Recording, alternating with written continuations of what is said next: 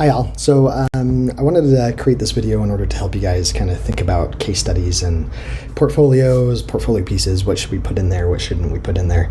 And so this is gonna be part of a series, and I'm gonna record these ones hopefully to help you guys as you're going through these classes and thinking about the future, especially when you guys are getting close to being done with college. So the first thing though I want to talk about is we're going to kind of talk about this high level, and then as we go further into these ones, we're going to keep drilling down a bit more, and hopefully you guys will kind of just be patient, work through it, and that kind of thing, because understanding the concept over the overall higher kind of vision helps you then create the tactical or the more specific deliverables with more clarity as well as success, right? And so the first thing I want to talk about is about branding. Branding, when we think about branding, what is branding? We think a lot about like, oh, it's a logo and that kind of stuff, but it's much more than just necessarily a logo, right? I recently heard this from someone else. They said, if you imagine Nike, I think this was Seth Godin, if you imagine Nike, and if Nike was going to make a hotel, what would that hotel look like? Could we envision it? Could we picture what it would look like to go into the lobby and everything like that? Yeah, I think a lot of us could, right? Depends on your involvement with the brand, but a lot of us could kind of have more of a clear understanding of where that would go. Or even Apple, right? If Apple created a hotel, what would that look like? Now, if we said the other way, like if you take the Hyatt, what would Hyatt's shoe look like?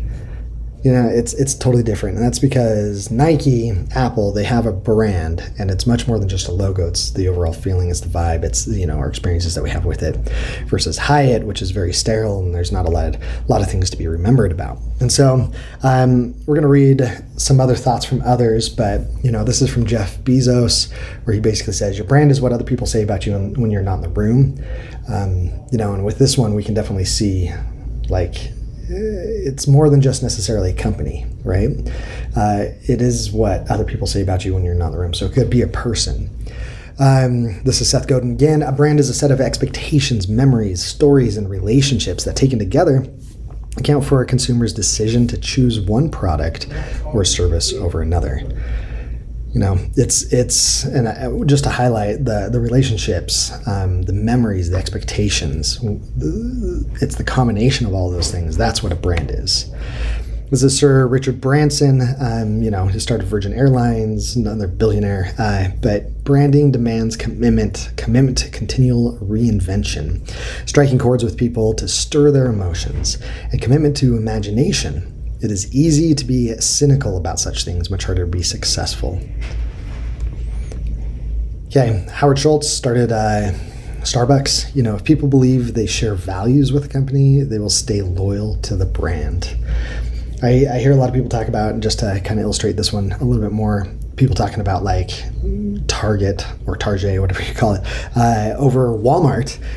We see that, like Walmart, it's the cheap thing, but like if people could choose, if they had the money to do whatever they wanted with, Target would be the place to go because it feels like there's more like value there. They care about you rather than like kind of the big box store. So and then I want to watch this video. It's a couple minutes long, but this is Bob Iger, who was the CEO of Disney. I think he's back at the current moment of filming this video, but anyways, here's what he says.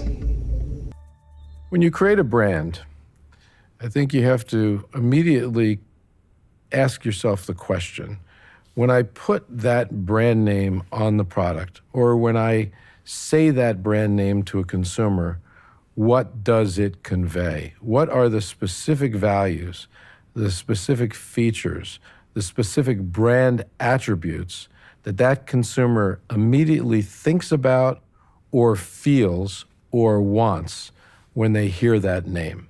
So if I had an ice cream company and I put my name on a container of the ice cream, I want the consumer who sees that name on the ice cream container to immediately know something about the ice cream they're either about to buy or they're about to eat.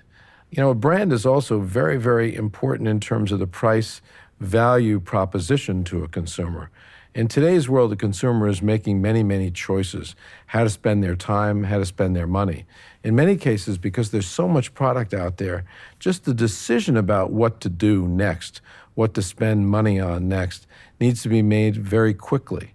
And what a brand can convey is, in a sense, what a product is, so that a consumer has the ability to decide quickly whether to spend time or money on that, trusting that in doing so, they're going to derive value from that transaction.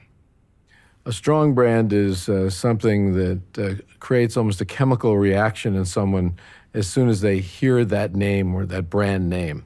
If I say to you Disney, you know exactly what it is. There's a feeling inside you, either because you've consumed the brand in some form or it's had an impact on your life. I could mention Nike, I could mention Apple, I could list a number of them, and you immediately have a visceral feeling about it. What that says is that a strong brand is something that is very identifiable in terms of its qualities, its attributes, its values, what it stands for. The beauty of Disney is a lot of the stories that we tell are evergreen in nature, meaning they have relevance to generation after generation after generation. I tell a story about being taken to the movies when I was 4 or 5 years old to see Cinderella. And just this last Christmas, I watched the same movie with 2 of my grandchildren. That's 5 generations of one family that watched the same Disney movie and enjoyed it. That's what I mean when I use the word evergreen. And it's a great attribute of the Disney storytelling.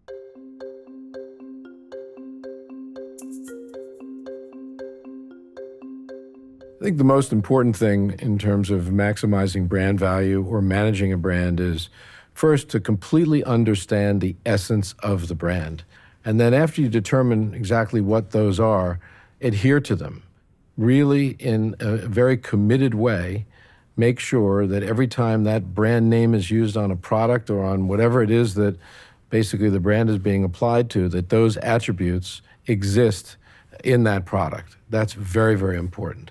Another thing that is incredibly important about managing a brand, particularly in a marketplace with such dynamism, a marketplace that's changing all the time, is to make sure that in your zeal to be relevant, to change with the times, to be dynamic, you're not abandoning the core brand principles. One of the biggest mistakes that I've seen made in the management of brands in a world that is so changing, that is so dynamic, is an abandonment of core brand principles, all with a notion of being relevant. I don't believe there's ever a time that sacrifice of brand value should ever be made in the name of short-term profitability. A brand is something that is to be honored, to be cherished, to be respected, to be nurtured, to be cared for, and oftentimes in the pressure to deliver profitability, brands can be put at risk, and that can be a big mistake because in doing so, long-term value is typically destroyed. Okay, so talking about all these different kind of opinions from, business leaders and experts within that industry, how does this apply to you guys? You are in college, you're getting ready to go and kind of starting to finalize, your education and head out into the industry. And so I like to think of it like this, just like, you have Disney, you have Nike, you have all these different companies that have some sort of brand. You also have a brand. It's what people say about you when you're not in the room. It's what, like when they're talking about your executions or what you're good at, and a lot of times a lot of people are asking, hey, do you know of anyone that's good that can do X, Y, or Z? And so that's why a brand is so important. Everything that we do is essential to help build ourselves up and make ourselves the most marketable. Everything that we do, right? So that means everything that's good or also everything that's bad. So it's a summation of their experiences of what people know about you, how they've worked with you, how they've seeing you do your work and how you've interacted with people, that's another part of this, right? Like even just the way that we treat other people, this is all part of our brand. It's not just the design. And so it's the summation of their experiences, it's their beliefs, and it's a common beliefs, or even like there's connected values, like, oh, I like this person because, they love, I don't know, I'm trying to think of something, ice cream. There we go. Like they love Tillamook ice cream, and that's something that we would have in common. And so values, ideals, anything that there's some sort of connection, that's the most important part, right? So, do you have a brand? Absolutely, you do.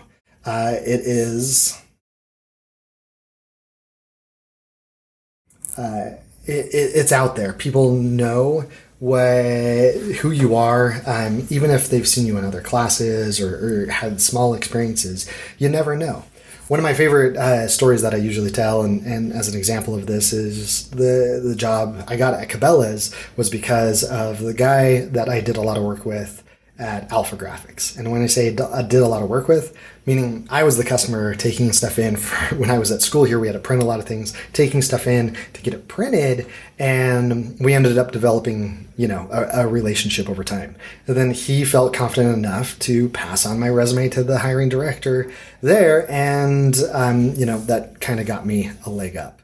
So how do you find out what your brand is? This is essentially you gotta talk to the right people. Different people have different brand opinions, or basically opinions about you. So you want to make sure you're talking to the right one. If I want to feel uplifted, I go to those people that just think that everything is amazing that I do. If I want a real hard look and an honest feedback, I go to mentors. I go to people that I look up to that are doing things that I want to be able to do. And so then I talk to them. I try and figure that out. There's a difference. And so you got to make sure we're going to the right people. You can't just go to your roommates. You can't just go to some friends that don't know anything about where you want to go and what you want to do after college, because that's not going to be helpful. So you got to go to the right people. Next up, can you change your personal brand? What if you don't like what you have? And this is where mentors is really important, because as we talk to these mentors, hopefully we get an honest feedback of what it is. And if we don't like it, then we can change it. We can do things in order to make us better, right? Or the brand that we want to be known for. Okay. But really a brand is just, it's a summation of experiences. So it's going to take time, and it's going to take time to build, and it's going to take understanding everything. When I say everything, literally how we talk to people, what we do, what we ask in classes, everything should add to our brand, or does. Sometimes it's not in the way that we want. Sometimes it is. So those are the things that we have to do, and we have to constantly think about. So what about for people that don't know you? How do they know your brand? This is where, references or networking really comes into play when trying to find a job. And even then, what they don't know about you, they're going to start looking at your resume. They're going to start looking at your portfolio to understand. And these are, the most common things that skills or checkpoints that employers look no matter the job. They're looking at your qualifications and skills. They're looking at work experience. They're looking at cultural fit, meaning are you gonna fit the vibe that is happening at the company, and so on. Problem solving and analytical skills. That's a huge part. No one wants a voice activated employee, because at some point it's going to be easier just to do it yourself than have to keep telling you what to do, right?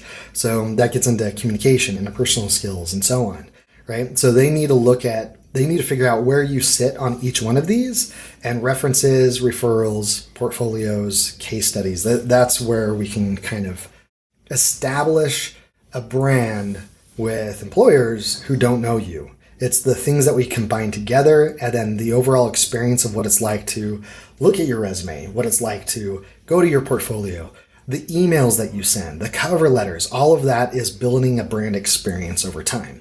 So, What do employers want to know about you? It's that list off to the right. So when we answer these things, that list, we remove the risk of hiring. Meaning, the more that we can illustrate within our resume, portfolios, and case studies, the easier it is to get hired.